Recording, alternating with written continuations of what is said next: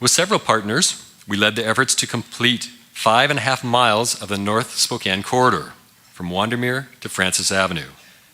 Currently, the Francis Avenue Bridge and the rail realignment project is underway. Up next, advocating for a state transportation package in the 2014 legislative year to include the $750 million that will be needed to connect to the I-90 corridor. We're also exploring opportunities to develop a port district. Do you know that we are the only county of our size in the state without a port district? We are at a competitive disadvantage without this very important tool for economic development. A lot of work has already been done in this area to determine management structure, to build a business plan, to determine governance, and more. And our next steps here include a public opinion poll to determine if there's support within the community. Building the talent pipeline is critical for economic development. We must have a trained workforce to support skilled and technical jobs for companies that want to enter our market. Earlier this year, we launched a high school and internship program called Work 101, where 60 students were placed at 20 different companies, giving them meaningful job shadowing experience on the job at the work site. We also launched Access to Experience, founded by Tyler Lafferty of 7-2, in collaboration with the Spokane Area Workforce Development Council. This successful new program aims to bridge the gap between business and education through an online experience platform. And these are just two of the many workforce programs that we have completed this year. GSI brought our members visibility by connecting businesses to resources through educational workshops, referrals, advertising, ribbon cuttings, connections at our events, facilitating access to decision makers, and many more. We assisted companies with recruitment and expansion projects, again, creating 709 new jobs, over $79 million worth of capital investment, and more than $132 million in economic impact. We helped recruit 4 new businesses to our region. Rich talked about Vivint, one of North America's largest home automation companies, now positioned in Liberty Lake. CarMax, a Fortune 500 company which has improved the used car buying experience and has been named one of the best companies to work for by Fortune magazine for 9 years in a row, is coming to Spokane. Puget E, a manufacturer of liquid and granular organic fertilizers, and Bathfitter, a one-day bath remodeler. We also partnered with Spokane International Airport to utilize strategic reserve funds to assist Horizon Airlines in adding a maintenance facility at the airport.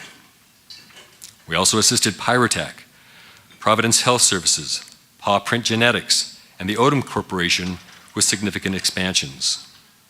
The ITA, International Trade Alliance, merged with GSI this year, consolidating our expertise in import-export, greatly enhancing our region's opportunities in global markets.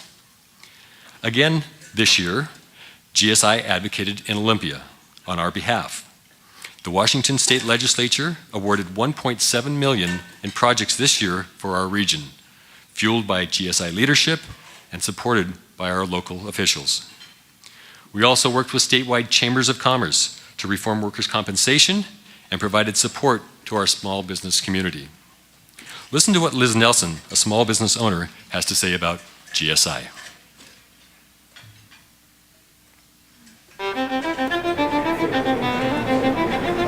We've been a member of GSI almost as long as we've been in business in Spokane.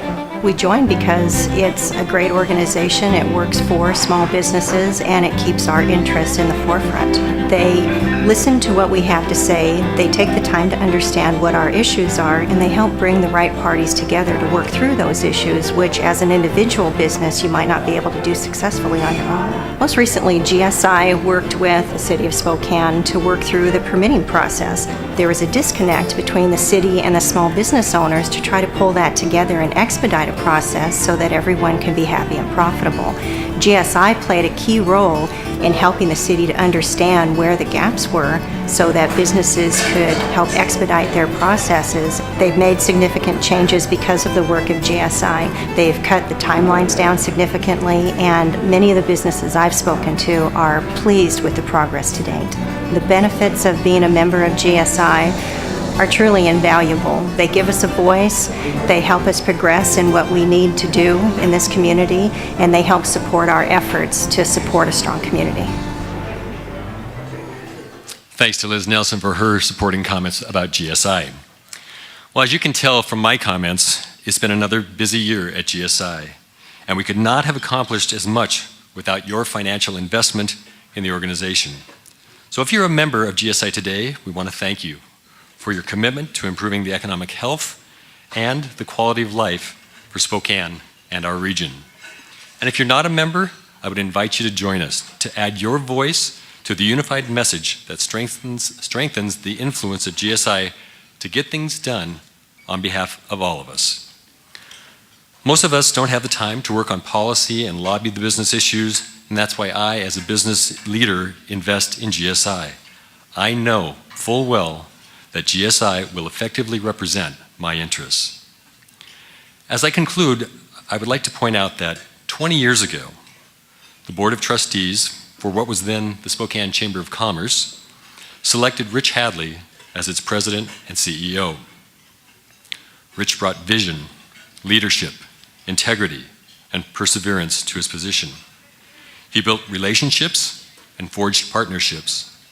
He developed and mentored an amazing staff. He connected and collaborated and earned a reputation for GSI as a place where advice is sought, issues are debated, plans are made, and results are accomplished. And that reputation extends beyond Spokane and the state of Washington. Mick Fleming, the CEO of the American Chamber of Commerce Executives, in a phone conversation with our executive committee on Monday stated, and I quote, "Rich Hadley is off the charts respected across the country." And that earned reputation and respect has been good for Spokane. A few weeks ago, Rich announced his retirement effective April of 2014. This is his last annual meeting and a great opportunity for us to recognize his 20 years of contributions to Spokane and this region. Spokane is greater because of Rich Hadley. Ladies and gentlemen, please stand and help me honor the President and CEO of Greater Spokane Incorporated, Mr. Rich Hadley.